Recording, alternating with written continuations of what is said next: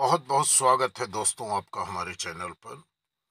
तो आज हम चर्चा करेंगे आप लोगों के साथ शुक्र ग्रह की और शुक्र ग्रह से संबंधित रत्नों के बारे में। तो ऐसे तो शुक्र ग्रह का रत्न हीरा है, लेकिन हीरा रत्न हर कोई नहीं पहन सकता। तो इसके विकल्प क्या हैं, और विकल्प भी ऐसा होना चाहिए कि जो हीरे के जैसा हो। तो शुक्र ग्रह हमारे जीवन में बहुत अलग प्रभाव डालता है, जैसे धन, ऐश्वर्य, सुख, वैभव, विलासिता, भौतिक सुख, वैवाहिक जीवन, सभी चीजों को कारक शुक्र ही माना गया है। लेकिन रत्न केवल शोभा बढ़ाने के लिए नहीं, बल्कि रत्नों के अंदर ग्रहों के अशुभ प्रभाव को समाप्त करने की क्षमता भी होनी चाहिए। ज्योतिष में 9 ग्रहों का वर्णन मिलता है। इन 9 ग्रहों का कोई न कोई प्रतिनिधि रत्न होता है। तो शुक्र देव के रत्न के बारे में जो जानकारी मैं आप लोगों को दे रहा हूं, शुक्र देव का संबंध धन, वैभव, विलासिता, भौतिक सुख, वैवाहिक जीवन माना जाता है। शुक्र ग्रह का रत्न हीरा होता है, लेकिन हीरा बहुत महंगा है, इसलिए हीरा की जगह पे मोजोनाइट पहना जा सकता है, जो हीरे के बराबर ही रिजल्ट देता है। तो अब हम चर्चा करेंगे मोजोनाइट धारण करने से आपको क्या लाभ मिलेगा। इस वीडियो पर अंत तक बने रहना, और चैनल पर पहली बार आए हो तो चैनल को सब्सक्राइब करके ऑल बटन को सिलेक्ट कर लेना, ताकि हमारे सभी वीडियो आपको मिले और आप उससे लाभ उठाएं। मोजोनाइट हीरे की तरह ही दिखने वाला रत्न है, साथ ही यह डबल रिफ्लेक्टिव स्टोन है। मतलब अगर आप मोजोनाइट के आर पार देखेंगे तो सामने आपको 2 चीजें नजर आएगी। मोजोनाइट में हीरा की मुकाबला 2.5 गुना ज्यादा चमक होती है, मतलब सतरंगी कलर ज्यादा होता है। तो शुक्र ग्रह को मजबूत करने के लिए पहना जाता है। मोजोनाइट अगर सूट कर जाए तो जीवन में भौतिक सुखों की कमी नहीं रहती है। इसे धारण करने से वैवाहिक जीवन में मधुरता आती है। अगर मोजोनाइट सिद्ध करके धारण किया जाए तो शुक्र ग्रह से आ रही सभी परेशानियां अपने आप खत्म हो जाती हैं। कला, media, film, acting, fashion designing से जुड़े लोगों के लिए यह रत्न बेहद ही शुभ साबित होता है, लेकिन अपनी जन्म कुंडली का विश्लेषण कराकर ही पहने। और वैदिक ज्योतिष अनुसार वृष और तुला राशि लग्न वाले लोग मोजोनाइट धारण कर सकते हैं, क्योंकि इन राशियों के स्वामी ही शुक्र देव हैं। वहीं मिथुन, कन्या, मकर, तुला और कुंभ लग्न में पैदा हुए लोग भी मोजोनाइट पहन सकते हैं।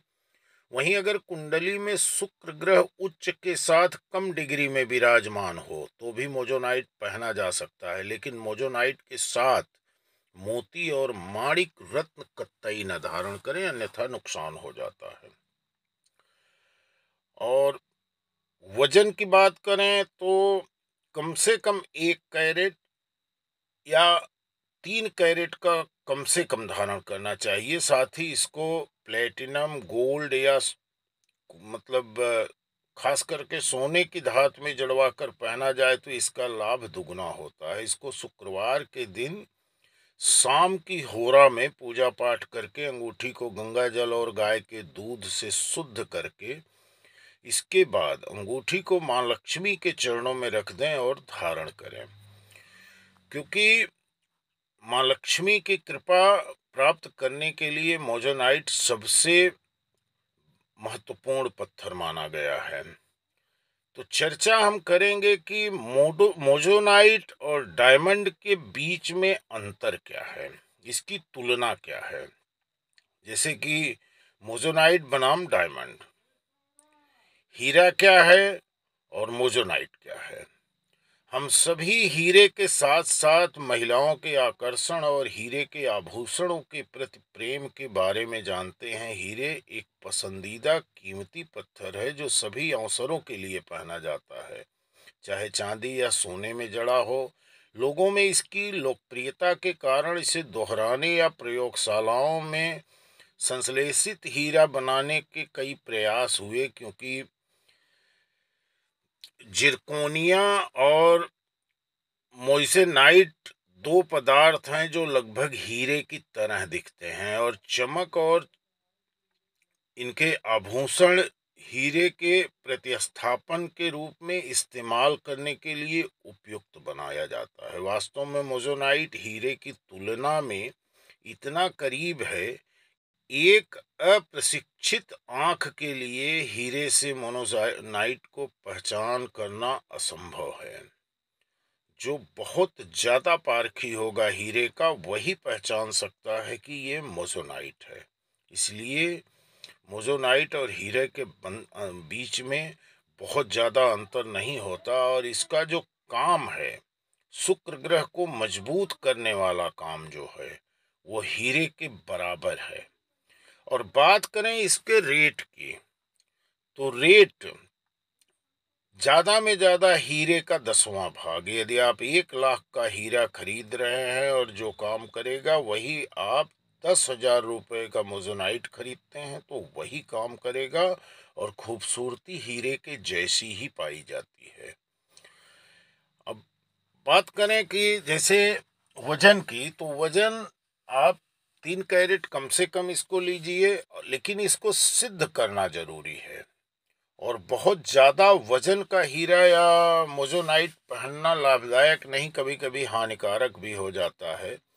कुछ लोग इस पर चर्चा करते हैं कि जेवर में इन्हीं स्टोनों को लोग काफ़ी मात्रा में पहनते हैं। 100 ग्राम भी पहन सकते हैं, 200 ग्राम भी पहनते हैं। हीरे का हार पहनते हैं, तो उसका इतना वजन होता है तो नुकसान क्यों नहीं करता। तो इसके बारे में हम आप लोगों को यही बताना चाहेंगे कि जो ज्वेलरी बनती है, उसका किसी मंत्र के साथ सिद्ध करना कोई लाजमी है ही नहीं। वो किसी मंत्रों के द्वारा सिद्ध करके, या उसका उद्देश्य जो है पहनने का, वो खाली फैशन के लिए पहना जाता है। लेकिन जब आप अंगुली में एक पत्थर पहनते हैं तो फैशन के लिए नहीं पहनते, वो किसी ग्रह से संबंधित पहनते हैं और ग्रह को मजबूत करने के उद्देश्य से पहनते हैं। और उस उद्देश्य को पूरा करने के लिए वैदिक या तांत्रिक मंत्रों के द्वारा उसको सिद्ध करके उसमें जान डाली जाती है, उसमें पावर डाला जाता है। जो ज्वेलरी में हीरे लगे हैं या तमाम तरह के स्टोन लगे रहते हैं, उनका मंत्रों से कोई लेना देना नहीं है, वो एक पत्थर हैं। लेकिन जब मंत्र के द्वारा वही पत्थर सिद्ध करके उसमें पावर डाला जाता है, तो उसका काम करने का तरीका अलग हो जाता है। वो आपके फैशन के लिए नहीं रहा, उस ग्रह से संबंधित है जिस ग्रह को मजबूत करने के उद्देश्य से उसको सिद्ध किया गया है। तो दोस्तों, हीरा महंगा है, अगर नहीं खरीद सकते हैं और शुक्र ग्रह आपकी कमजोर है, आप शुक्र की महादशा या अंतरदशा में चल रहे हैं, तो आप मोजोनाइट जरूर खरीदिए। लेकिन इसको सिद्ध करने का कार्य किसी अच्छे विद्वान के माध्यम से कराइए, जिसे मंत्र सिद्ध हो। यदि मंत्र सिद्ध नहीं है तो आप 1.25 लाख पढ़ो, 1.25 करोड़ पढ़ो, किसी काम की नहीं मानी जाएगी। लेकिन यदि मंत्र सिद्ध है तो एक माला जाप करने से उस पत्थर में ताकत, जान जो भी डालना है वो अपने आप आ जाएगी। धन्यवाद। जय मां भद्रकाली।